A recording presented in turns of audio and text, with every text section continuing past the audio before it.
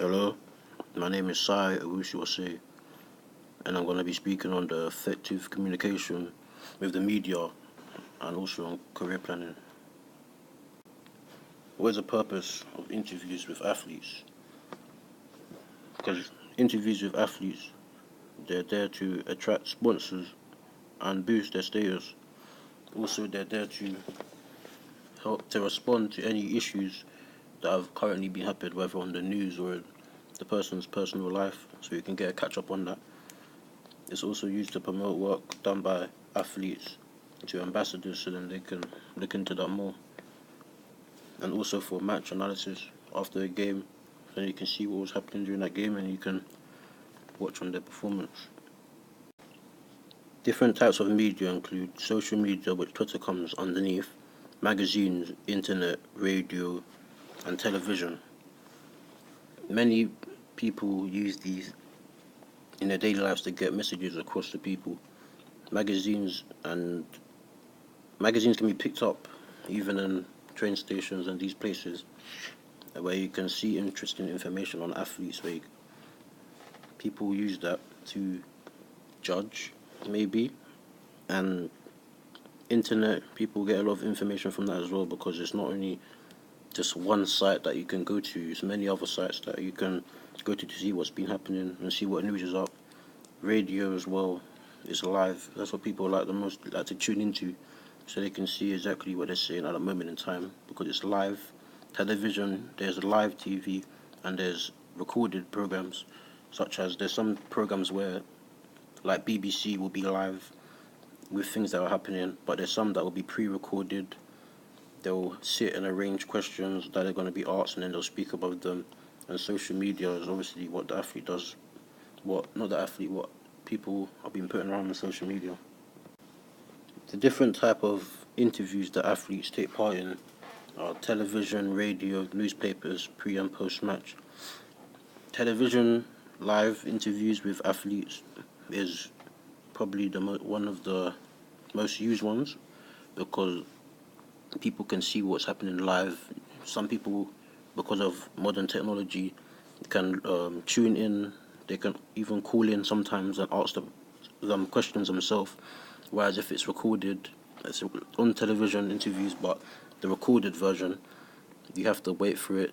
They have to ask certain questions that it's not really something that people get involved in. But these athletes, when it's pre-recorded, they can say stuff and then they can take it out, watch the recording back, see what they can say to change it, or see if they have to do it again.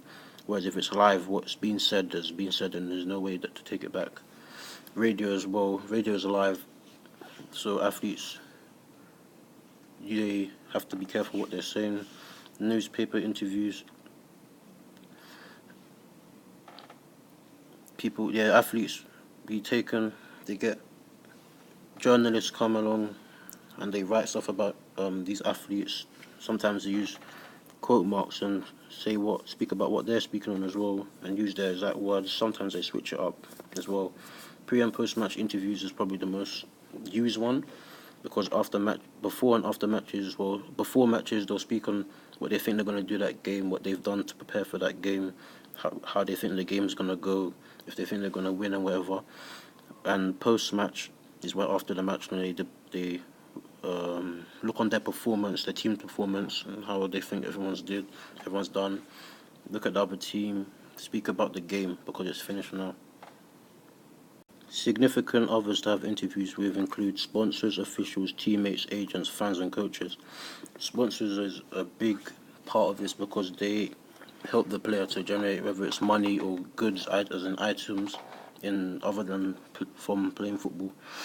Many players are sponsored by Nike, your Rolex, and all these other Adidas and Puma, which helps them in their life to also generate more money, also generate more fame almost, because it puts you on a higher level. Because if you're sponsored and someone else is not sponsored, it puts you higher than them. Officials, you have interviews with because they like to see what's been going on, whether it's games or whatever, personal life. Teammates as well, like to discuss whether it's socially. Some teammates, they talk about stuff They get interviewed by each other, they ask questions, whether it's to do with what happens in the change rooms, training ground, what happens on the pitch, or outside in their other personal life.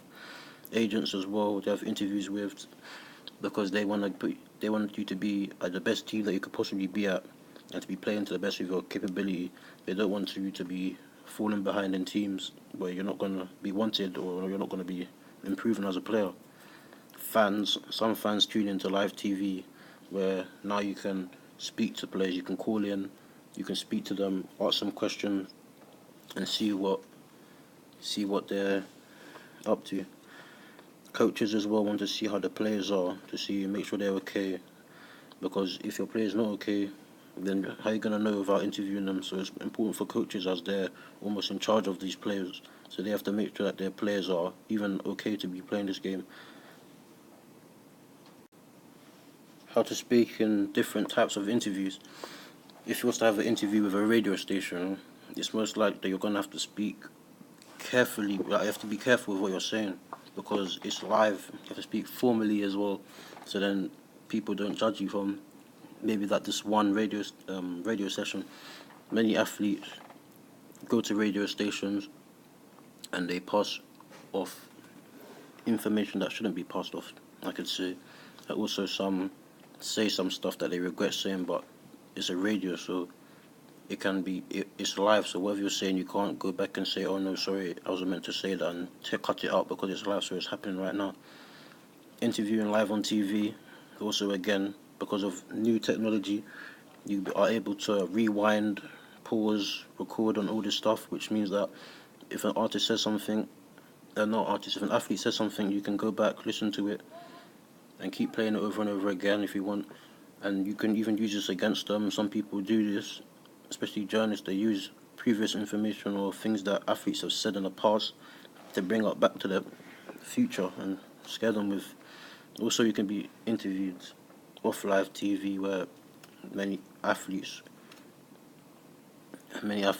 have, where you can speak formally, so it's easier to get everything over and done with. But many athletes make mistakes, but because it's not live, you can go over it, change it up, and then make sure that everything you're saying is correct. Goal setting is when an athlete sets himself targets to complete in a certain time. The meaning of SWOT is strength, weaknesses, opportunities, and threats. Strengths is to outline the positives of the athlete. Weaknesses are the areas that the athlete needs to improve. Opportunities are the things that they can use currently to boost them. Threats are things that could pass a negative influence to this athlete.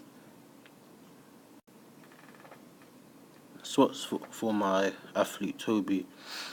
His strengths is his shooting. Majority of shots are on target. He's very good shooting.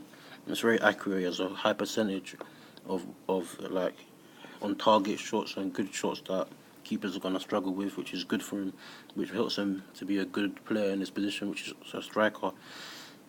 A weakness of his is long range passes, because when he tries to do these long range passes, they don't work too often, and it cuts down on play, get caught in a counter attack, and a lot of bad things can happen from that. He has a good weak foot and strong foot, which means that he can use this to help him to improve, which he uses in his shots and his passing, but he cannot use it in his long range passes. The threat is that he picks up a lot of injuries, which means reversibility will happen. Goal setting. There's three types of goal setting: short term, medium term, and long term. Short term is in a month's time, or just maybe a little bit over. Medium term is from 1 month to 6 months, and long term is over a year or even years. The goal setting for my athlete Toby: short term is to improve his technique to be able to kick the ball far, because if he improves his technique, then especially one technique, say if he improves that one technique, he can do over and over again, becomes consistent, and then it will be working more often. Medium term is to be able to get the ball to the target. For the difference between this and short term is that short term is just kicking the ball using the technique. There's not really a target, but there's just making sure you have that technique to get the ball a bit further. But this one is to actually medium term is to actually get it to the target. including the technique as well. So then you can use the short-term goals that you learn to improve on, you use it into the medium term, which will help you to use that same technique to get the ball to your target. Long term, to be able to use different techniques to get the ball to the target at further distances. There's the different to be able to vary your technique of passing the ball long range is good because you can use them in different situations. Because there's times in matches where you can either use your laces, you can use your instep, or you can use different types of techniques outside the foot. But if you're able to vary all of these or vary them, then you always have a different option. If the instep pass, the inside of the foot is not on, but you can't get that pass on because there's a player in a certain position, then you can always switch and use outside of the foot. So if this is done in the long term, then it will help him as a player.